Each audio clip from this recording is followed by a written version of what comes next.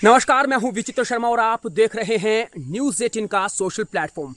दोस्तों, हिमाचल प्रदेश का सबसे बड़ा जनपद कांगड़ा यूं तो आए दिन किसी न किसी घटनाक्रम को लेकर सुर्खियों में रहता ही है। और क्योंकि ये सबसे बड़ा जनपद भी है, सबसे ज़्यादा कॉन्स्टिट्यूएंसी विधानसभा क्षेत्र हिमाचल प्रदेश के कांगड़ा में ही है। और निश्चित तौर पर क्योंकि बड़ा क्षेत्र होने के चलते जो है यहाँ हर कोने से कोई ना कोई घटना ऐसी रहती है जो कि प्रदेश की सबसे बड़ी खबर भी बनती है। लेकिन कुछ खबरें ऐसी भी होती हैं जिनको हम अपने डे प्लान में शुमार करते हैं, यानी कि उसको डेली रूटीन के तहत हम लोग उसको कवर करते हैं क्योंकि वो अति महत्वपूर्ण होता है, स्टोरी बेस्ड होता है। तो उसको ही मद्देनजर रखते हुए आज के डे प्लान की अगर मैं बात करूं कि आज मेरी किन किन घटनाक्रमों पर जो है नजर रहने वाली है और कौन कौन सी खबरें जो है वो मेरी लिहाज से जो है महत्वपूर्ण है, जिन पर काम करना अति जरूरी है, तो उनमें से एक जो बड़ी और प्रमुख खबर यह है कि हिमाचल प्रदेश की दूसरी राजधानी और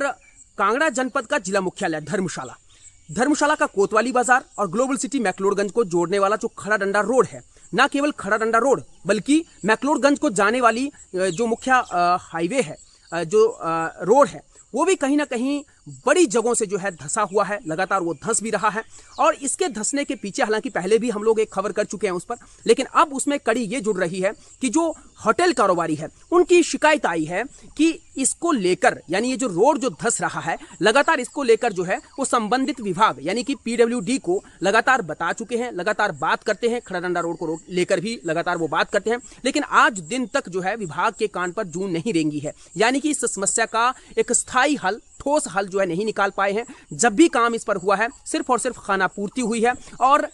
फिक्स तरीके से, ठोस तरीके से इस पर काम नहीं हुआ है, जिसके चलते जितने भी सैलानी जो ग्लोबल सिटी मैक्लोडगंज पहुंचते हैं या फिर नड्डी, भागसू या फिर धर्मकोट की ओर आते हैं, धर्मशाला आते हैं, वो परेशान होते हैं। उनके वाहनों को कई मरतबा नुकसान हो चुका है, यहाँ तक कि कई बार जान को भी उन्होंने जोखिम में लिया है क्योंकि इसकी वजह से जान भी जोखिम में पड़ी है। तो इसको मद्देनजर रखते हुए हर बार जो सैलानी हैं जब वो होटल्स में पहुंचते हैं तो अपने होटल्स के मालिक से इसकी शिकायत करते हैं और होटल्स के मालिक जो हैं वो लगातार इस बाबत संबंधित विभाग से बात करते हैं और संबंधित विभाग से जब कामकाज नहीं होता है तो वो फिर मीडिया के सामने आते हैं और अपना पक्ष रखते हैं, अपनी शिकायत रखते हैं। तो इसी पर आज महत्वपूर्ण जानकारी हम आप तक साझा करने वाले हैं कि संबंधित विभाग आखिर काम कर क्यों नहीं रहा और कर रहा है तो फिर ठोस कार्रवाई क्यों नहीं हो रही, यानी ठोस स्थायी हल इस रोड का क्यों नहीं निकाला जा रहा है, या फिर ठोस स्थायी हल हो क्या सकता है जिसकी वजह से ये धंसना जो है वो बंद हो जाए, ये जो धीरे धीरे जो लैंडस्लाइड हो रहा है वो बंद हो जाए,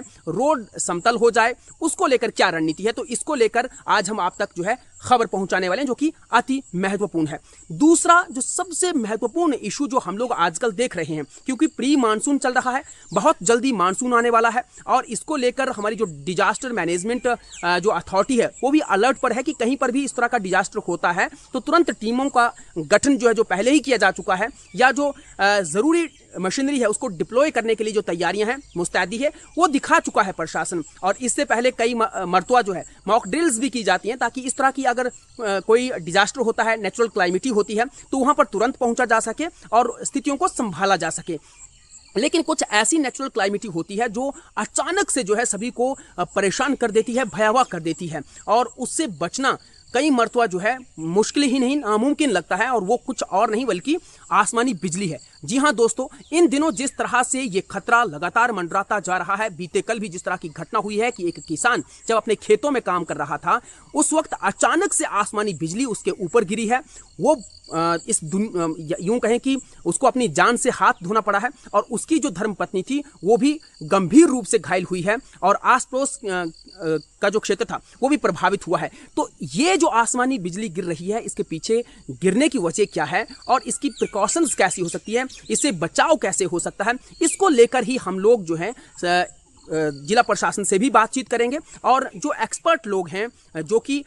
इनको लेकर काम करते हैं, यानी आसमानी बिजली को लेकर काम करते हैं, मौसम को लेकर काम करते हैं, भूवैज्ञानिक होते हैं, इन सब को लेकर जो है हम एक कोशिश करेंगे कि एक बढ़िया सी स्टोरी जो है इस पर भी हम आप तक पहुंचाएंगे, एक जानकारी आप तक साझा करें ताकि आप सब सजग रहें, इस नेचुरल क्लाइमिटी से अपना बचाव कर सकें। तीसरा ये है कि क्योंकि प्री मानसून चल रहा है, लगातार आप लोग देख रहे हैं कि प्री मानसून के तीसरे और चौथे दिन भी लगातार मौसम खराब है। सूरज देवता के दर्शन अब बहुत कम हो रहे हैं, अगर हो भी रहे हैं तो बादलों की ओर से ही हो रहे हैं और लगातार बारिश का क्रम जो है वो जारी है। कई जगहों पर मूसलाधार बारिश हो रही है, कई जगहों पर जो है बूंदाबांदी हो रही है और कई जगहों पर जो आसमान है वो साफ भी रह रहा है। लेकिन इन तमाम सारी चीज़ों को लेकर जो है आज की अपडेट भी हम आप तक पहुंचाएंगे कि आज मौसम कहां कहां